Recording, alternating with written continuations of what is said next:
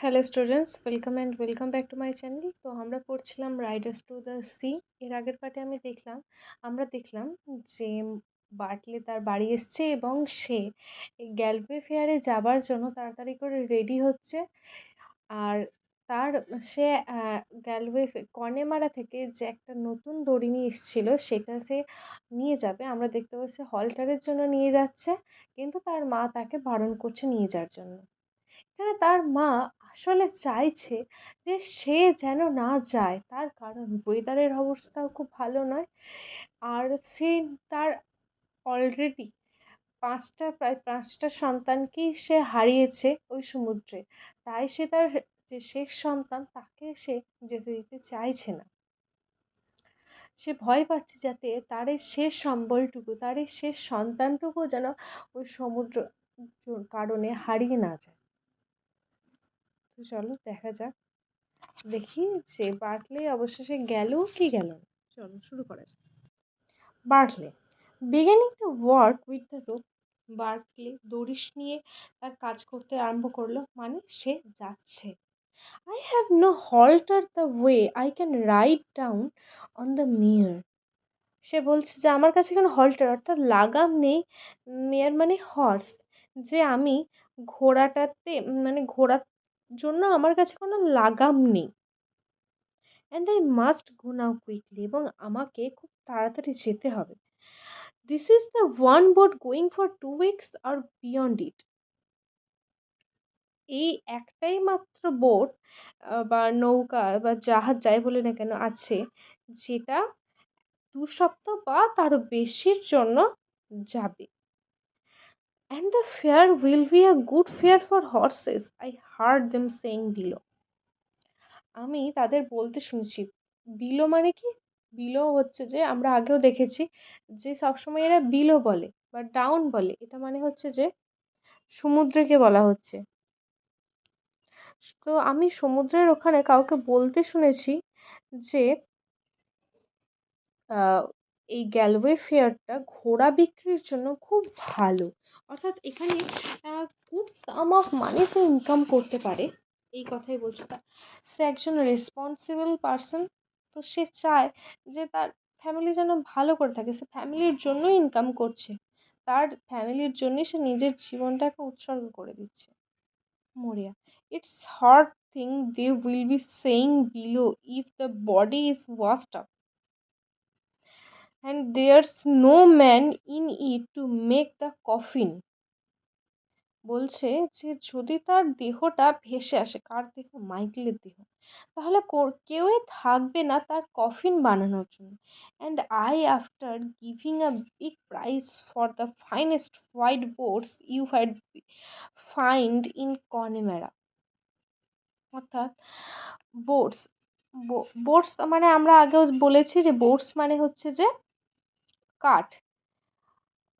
I after giving a big prize মানে হচ্ছে যে আমি ওই কার্ডগুলো মানে সব থেকে সেরা কার্ডগুলো আনার জন্য, কনেমারাতে আনার জন্য একটা খুব বড় অ্যামাউন্ট পে করেছি।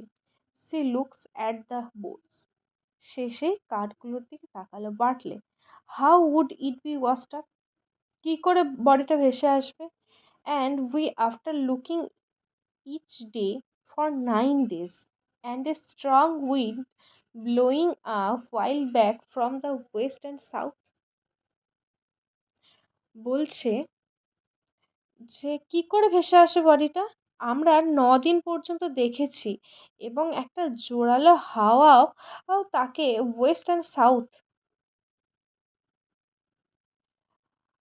তাকে মানে কি করে সে ওয়েস্ট অ্যান্ড সাউথ থেকে আসবে? 9 দিন ধরে আমরা দেখেছি তার বডিটা আসেনি। Maurya, if it was not found itself that wind is rising the sea. সে কি দেখতে পাচ্ছে না যে মানে সমুদ্রেতে যে একটা গর্জন করছে? There was a start up against the moon. Start up against the moon অর্থাৎ চাঁদের নিচে একটি তারা, একটি তারা আমি দেখেছি। And it rising it the night, এবং ওটা রাতের বেলাতে আমি দেখেছি। If if it was a 100 horses, যদি যদি মানে যদি সেখানে 100টা ঘোড়া থাকে, এবং অর এ 1000 হর্সেস, যদি সেখানে অর এ 1000 হর্সেস, এবং যদি 1000টা ঘোড়া থাকে, you had itself, what is the price of a 1000 horses against the sun where there is one sun only? সে বলছে যে 100টা ঘোড়া থাকুক আর 1000টাই বা ঘোড়া থাকুক, সেটার দাম কোনোদিন একটা মায়ের একটা সন্তান, অর্থাৎ কোনোদিন তার মায়ের সন্তানের থেকে বেশি হতে পারে না তার মায়ের কাছে।